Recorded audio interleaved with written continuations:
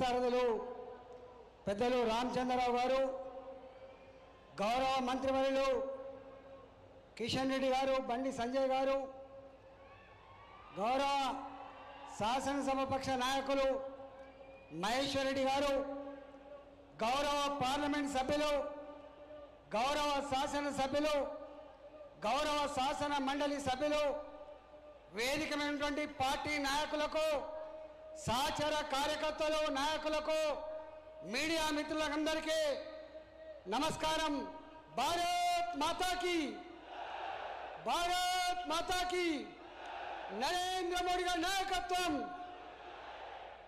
2024 మొట్టమొదటిసారిగా భారత ప్రధానమంత్రి నరేంద్ర మోడీ గారు మల్కాజ్గిరి చౌరస్తాలో ర్యాలీ తీసినప్పుడు లక్షల మంది ప్రజలు మోడీ గారు आप आगे बढ़ो, हम तुम्हारा साथ है, इस बार 400 पार అని చెప్పి నినదించిన గడ్డ మల్కాజ్గిరి గడ్డ 2024.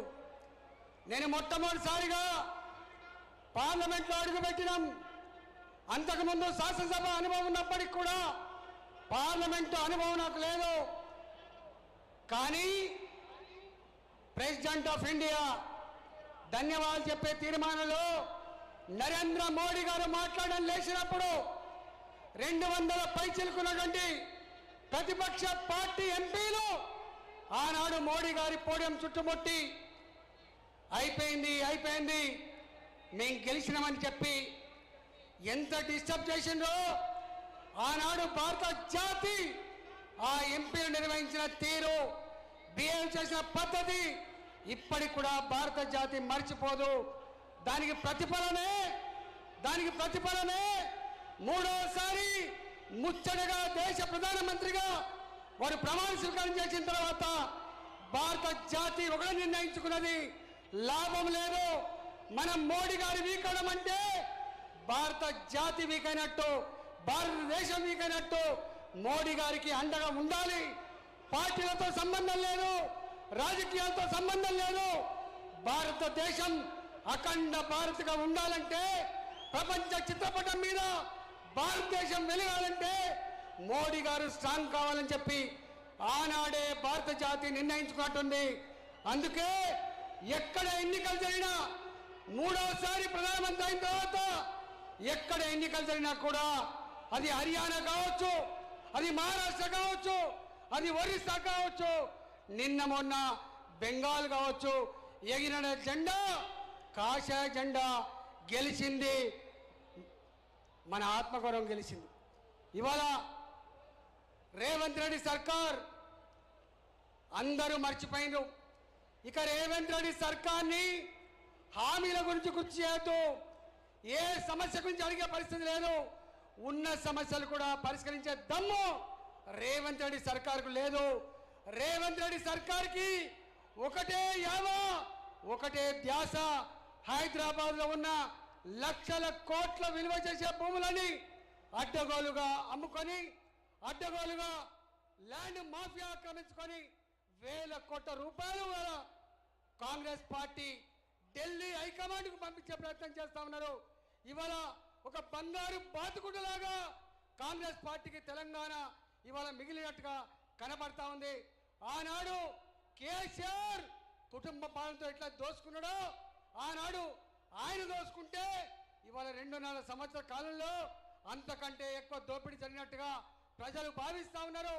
గ్రామాలకు పోతే మొక్కజొన్న రైతులు కన్నీళ్లు పెడుతున్నారు, వడ్ల కొండలని చెప్పి వడ్ల రైతులు కన్నీళ్లు పెడతా ఉన్నారు. పూర్తి స్థాయిలో రుణమాఫీ కాలేదు. ఇవాళకి కూడా రైతు బంధు సంపూర్ణంగా లేదు. చదువుకునే లక్షలాది మంది విద్యార్థులు ఫీజులు కట్టలేక క్లాస్ రూములో యజమాని నిలబెడితే బిక్కు బిక్కుమంటూ ఇళ్లలోకి వచ్చి అమ్మా నాన్న చెప్పుకొని అక్కడక్కడ ఆత్మహత్య చేసుకునే పరిస్థితి. ఫీ రియంబర్స్మెంట్ లేదు. ఇవాళ రిటైర్డ్ అయిన ఉద్యోగులకి వాళ్ళు దాచుకున్న 35 సంవత్సరాలు కష్టపడి జమ చేసుకున్న డబ్బులకు కూడా ఇలా ఆస్కారం లేకుండా పోయింది.